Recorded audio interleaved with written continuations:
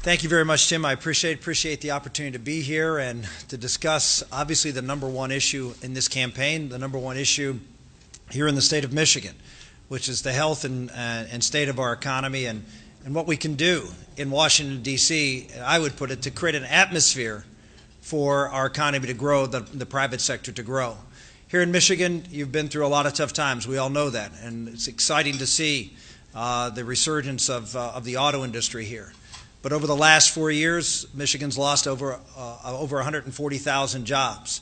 250,000 people from Michigan have left the workforce, and the unemployment rate is, unfortunately, still higher than the national average. So if you were to ask the question, are you better off now than you were 4 years ago, to many people in the state, the answer would still be no. We do need a strong economic platform by which to help the private sector successfully compete and to create the kind of jobs that are going to provide for families and grow this economy till we can create the prosperity that, well, this city was known for decades. I'm going to lay out very quickly my economic plan. And you're going to hear this and you're going to say, well, it's pretty similar to other economic plans that you heard from Republicans. But let me do that first, and then let me tell you how, well, we're just a little different than some of the others in this race, and how we approach the issue of creating an opportunity where everyone in America can rise, and we can create a healthier, not just economy, but a healthier country. Well, first, I do believe in pro-growth economics. I'm a supply-side economics person. I believe in lower rates. I believe in simplification. When it comes to the corporate tax is, well, as of April, will be the highest in the world. I cut that corporate tax in our plan to 17.5% and make it basically a net profits tax. Simple, a flat tax. With one exception, I still believe that we need to encourage innovations in the knowledge-based economy, so we have a 20% permanent tax credit for research and development in the corporate tax. Secondly, dividends, interest, capital gains, a 20% cut from 15% to 12%. We abolished the AMT. I abolished the death tax. I take the corporate tax. Again, simplification, lower rates. We have a 10% low rate, and we expand that lower rate. And then take all the other rates, consolidate it to one rate. 28% top rate, a 20% reduction from the 35% rate, down to 28%, which was Ronald Reagan's top rate. My feeling is, if it's good enough for Ronald Reagan, it's good enough for me. And so we have a top rate of 28%, and we have a simplified tax code. A simplified tax code, which I'll discuss in a minute, is not completely flat, but we have things there for a reason, to help promote strong and healthy society. I also believe in reducing the size of government. That's key. You can't just cut taxes and reduce as a result, in large part, some revenues to the federal government without creating a balance by reducing the size of government. And that's important, too, to remove the regulatory burden from the people of this country. So I've proposed $5 trillion in reductions over 5 years. Now, that can be funny math for a lot of folks in America. Well, is that $5 trillion from the baseline, or is that, how does that all work as to whether that's real reductions or not? What I've pledged is that we will spend less money every year than the year before, all 4 years, until we reach a balanced budget in 5 years. $5 trillion in 5 years, less spending each year, every year, and we will reach a balanced budget in 5 years. Now, I know you folks here in Michigan have been hearing some things on the television from one of my opponents that I am a big spender. You will find that rather surprising to the folks who are more my colleagues, and any objective look at my spending record when I was in Congress, and there was one just done yesterday by the Weekly Standard. The Weekly Standard looked at the 50 senators who were in the Congress at the same time I was there. And there were only 4 senators who had a better spending record, according to the National Taxpayers National Taxpayers Union. They rated me for all those years, and my rating was better than just everybody but 4. And those 4 folks happen to represent states like Oklahoma and Wyoming. They weren't representing a state like Pennsylvania or like Michigan, which hadn't elected a Republican for president since 1988. I was the most conservative, they put it. I was the most conservative senator by far based on the state I represented and the spending record I had. Any other person in a state with a similar electoral map that Pennsylvania I had to run in, the closest person to me was not even half as good in spending as I was. So I stood up in a tough state and stood for limited government, and particularly stood for something that was important if we're going to get the budget balanced. And as Tim mentioned, entitlement reform.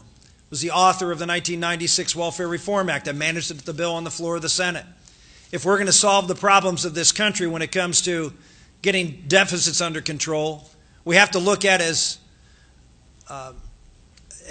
we all know, we got to look at where the money is. And the money is in entitlements. 60% of the budget right now is entitlements. Defense used to be 60% of the budget. When I was born, it was 60% of the budget. It's now 17% of the budget. Those who believe that defense is causing the budget problems simply don't know the math. The math is that when I was born, entitlements were less than 10% of the budget.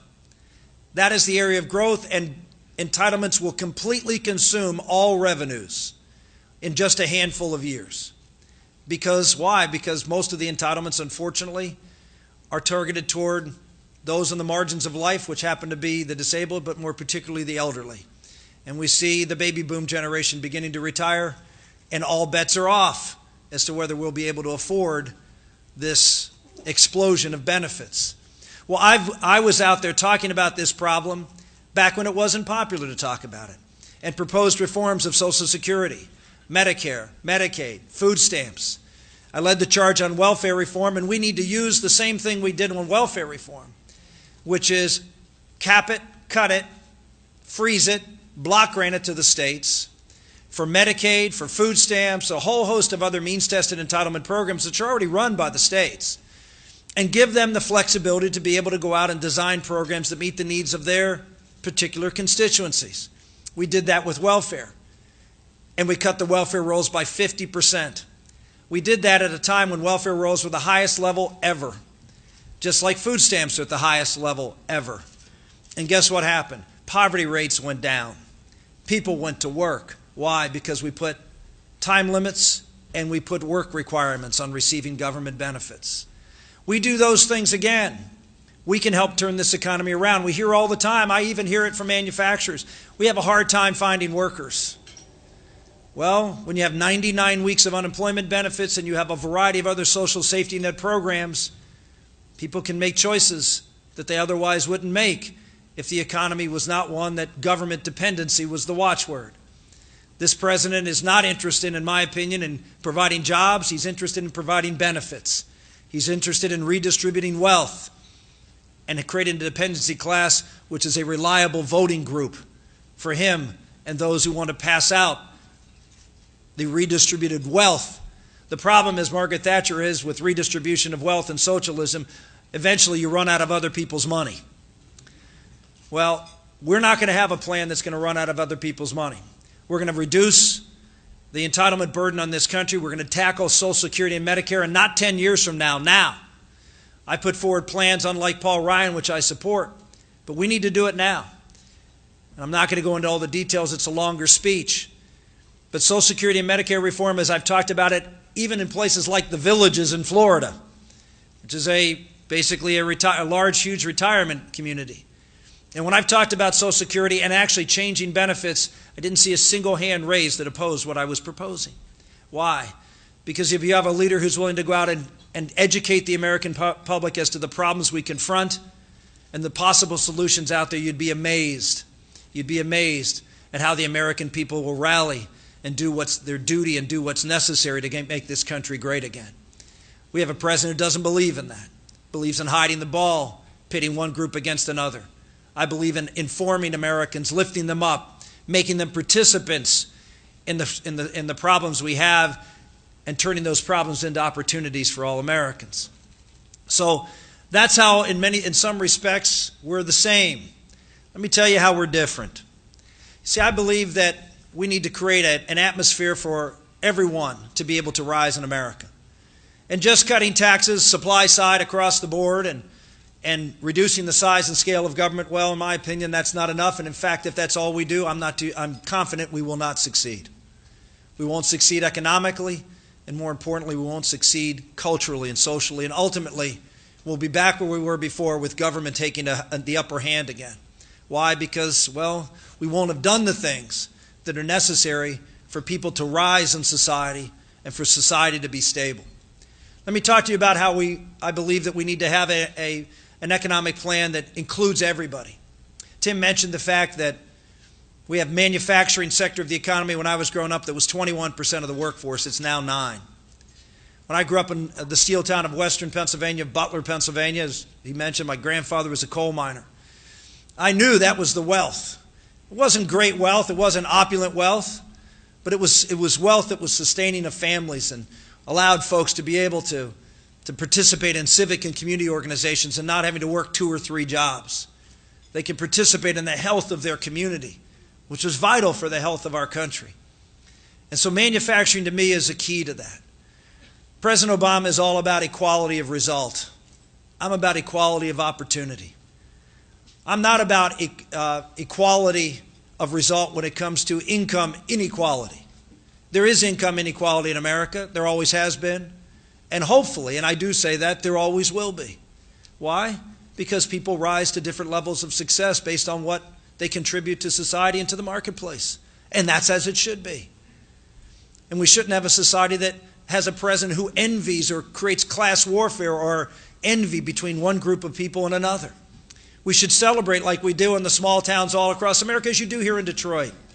You celebrate success. You build statues and monuments, buildings you name after them. Why? Because in their greatness and innovation, yes, they created wealth, but they created wealth for everybody else. And that's a good thing, not something to be condemned in America. Well, we also need to create that opportunity for people to rise. And I believe manufacturing is the key to that. People say, well, why do you create manufacturing different? And I do. I don't cut the corporate rate for manufacturers to 17.5%. We eliminate the corporate tax for manufacturers. There will be no tax, period. We create the opportunity for us to compete. Say, well, why do you treat it differently? Well, because you here in Detroit have to compete against countries all around the world who want your jobs and in many cases took your jobs. And so we need to have a plan in place in America that understands the competitive playing field that you're on.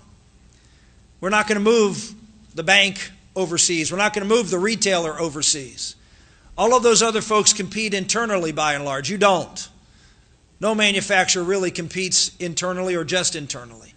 You compete with a world that wants what you have because they know that manufacturing, making things, is the key to wealth creation in any society. And so we have to, just like we do, and we've had policies in the past, to make sure that we have a military-industrial complex in this country. Why? Because of our national security. We make sure that we have a stable food policy in America. Why? Because of our national security. We need to have a manufacturing base in this economy. Why? Because of our national security. Ladies and gentlemen, this is a hostile world, and we need to make sure that we are relying upon ourselves.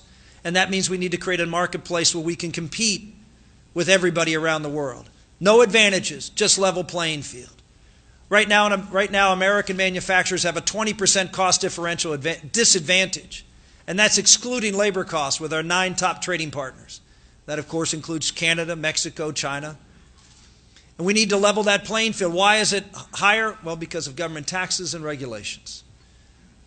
Well, if that's the problem, then government has a responsibility to create an opportunity for you to go out and compete on that level playing field. Well, that's why I've zeroed out the corporate tax and have said to those of you who have sent jobs overseas, if you take that money back, instead of paying the tax that you have to pay when you repatriate profits, that if you invest that money in plant and equipment, you will pay no tax. If you invest it in plant and equipment and create jobs here in America. Those are 2 things that we can do to create the opportunity for profitability as well as the availability of capital to invest here to create the jobs of the future. So that's one big area, but there's other things we can do. I hear, obviously, with the future leader of China here in America today, we hear a lot about China. We hear a lot about what we have to do to compete with China. Well, what I've just laid out will compete with China. We'll compete with any country in the world. I know folks are concerned about currencies. I'm concerned about it too. Government should not set currencies. Markets should set currency values. And that includes the United States of America, I might add. You know, if we're going to point the finger at other countries, then we need to look at what we do here in America when it comes to currencies and what we're doing with the value of the dollar in this country. Let's have the market do it. And if you do, I am confident that the American worker and American companies can compete with anybody around the world. The other thing that is key in making us competitive is energy. Energy is key to manufacturing. Obviously, you're great users of it, but it's also a key to the entire prosperity of our country. If you look at any map, any graph that shows the cost of energy and the availability of energy, and you look at it relative to the standard of living of that country, the lower the energy cost and the more available the energy, the higher the standard of living. If you look at the recession that we went into it in 2008. Why? Because of a huge spike in energy prices. Now you read on the front page of the paper, energy prices going up again, and now this headwind to a growing economy we've seen repeatedly as this economy has tried to recover. And yet we have vast resources of energy in this country. And we have a president who's doing everything he can to see the oil and gas, coal in this country as a liability, not an asset. Something that should be kept in the ground to protect you instead of taken out of the ground to enrich you. Yesterday I was in North Dakota. For those of you who may not be close, this may look like a lump of coal. It's not a lump of coal. It's oil. This is oil. This is how we get oil in North Dakota. We fracture this piece of rock, and this piece of rock has oil floating around in it. Whether you believe it or not, I have a hard time believing it. But they've handed me the oil, so I guess I can believe it. We have something called hydraulic fracturing that is being used. We've had hundreds of thousands of wells that have used it over the course of time, and now we're using horizontal drilling with hydraulic fracturing, and we're producing an energy boom. I was just at one of the wells, and they told me in Tioga, North Dakota, that their light sweet crude, which is a premium commodity on the market, sells at a discount of $32. Why? Because they can't get it to market. And we have a president of the United States with this knowledge, that Mexico within 5 years will be an energy importer, not exporter. That's 1.5 million barrels a day. Venezuela, which we get 2.5 million barrels a day from, is going from an energy exporter to the United States to have China build a refinery there and have their product go to China. 2.5 million barrels lost to the United States. Alaska. I want to open up Alaska for the Alaska Wildlife Refuge to create more opportunities for us to extract oil from the North Slope of Alaska. It used to produce 2 million barrels a day. It's down to 500,000, and within a few years, it will be down to the point where the pipeline won't work anymore because there's not enough flow to move the oil. So within less than 10 years, we will lose 5 million barrels of oils a day. And the President of the United States said no to a pipeline that would bring that oil down from Canada and North Dakota, allow our people in our states to get the price for their crude, to take 500 trucks a day off the roads in these little communities and create thousands of jobs. And the President of the United States said no. No, send that oil to China, which is what Canada will do if we don't build that pipeline. This is a president who is suffocating this economy. This is a president who doesn't care about you and the cost of living that you have to deal with. They'd rather tell the auto companies here to increase their CAFE standards and build cars that will essentially be less safe for you to drive, instead of building pipelines and creating oil and opportunities in this country so we can drive cars that our families want to and that are safe for us. This is the big difference. We're going to create jobs for everybody in America. Energy jobs, I was out there. They're jobs for everybody, all skill levels. And they're good pay. The average job in western North Dakota, $90,000 a year. Goes a long way in Tioga, North Dakota. There's the opportunity for you, folks. That's what energy and manufacturing can do. Someone who has a message that says to all workers, let's get you to work. Let's improve the quality of life here. Let's reduce our energy costs. Let's make things here in America. And a president says, no, no, no, and no. Let me increase food stamps. Let me provide a health care system where we take money from some and give it to others so we can then tell you you have a right to health care and then tell you how to exercise that right. That's the view of a president of the United States.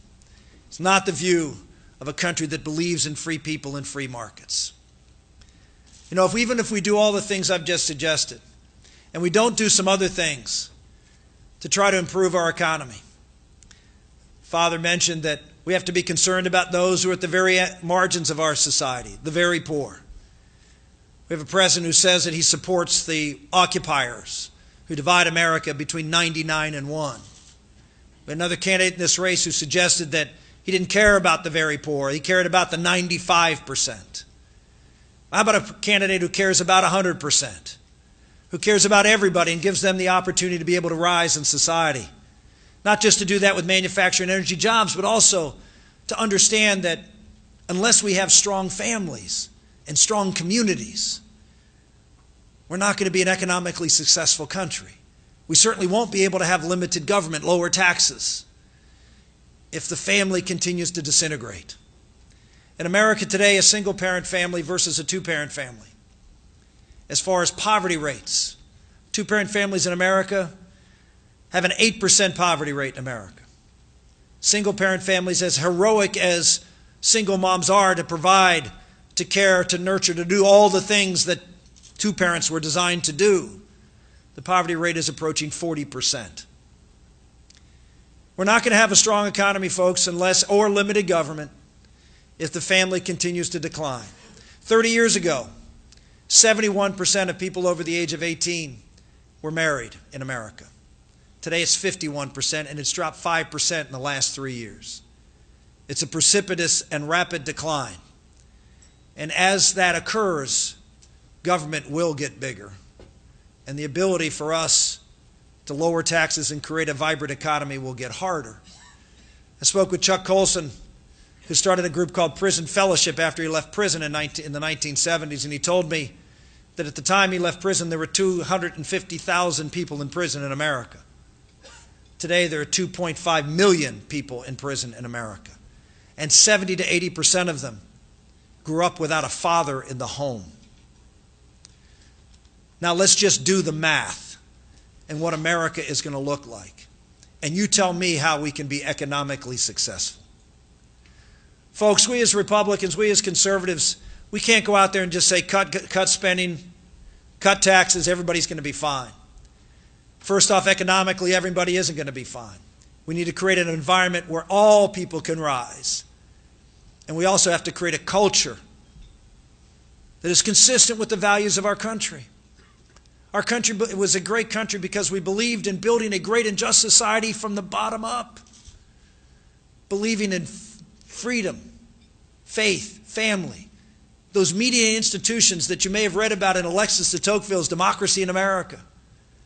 We talked about all these little organizations at the grassroots level. Yes, first the family, second the church, the school, the little hospital, the civic and charitable organizations.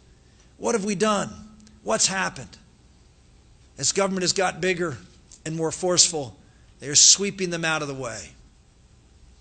In my tax plan, I have 5 deductions. One is for families. We tripled the child tax credit or child deduction. Why? Because families are taxed higher now than they've ever been. Why? Because the child deduction continues to go down over time.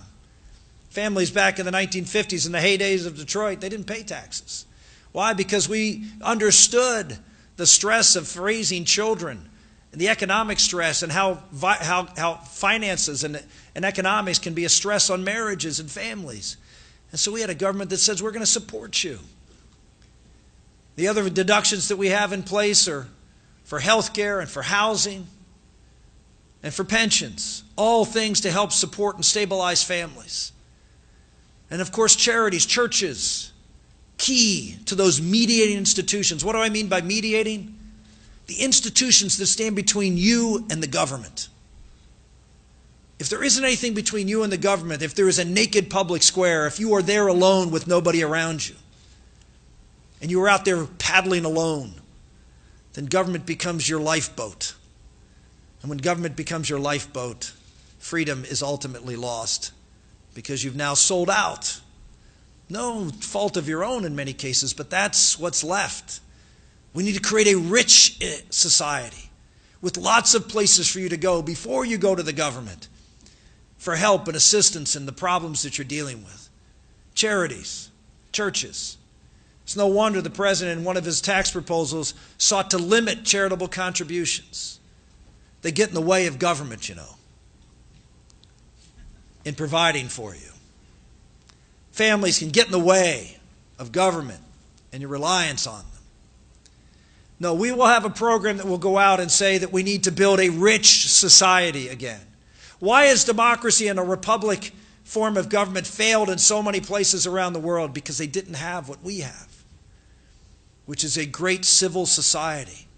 Families, churches, community organizations, schools, and the business, small businesses, businesses generally, who are there to help mediate between you and the government. This is the vision, an economic vision for America that doesn't go back, but goes forward in creating opportunity and a culture that is nurturing and safe and secure. Because we've got that strong community. We've got the opportunity to rise in society. We'll put Americans back to work, and we'll put them to work in neighborhoods where they feel safe and can raise good and decent children and live lives that can make this country that shining city on the hill. Thank you. God bless.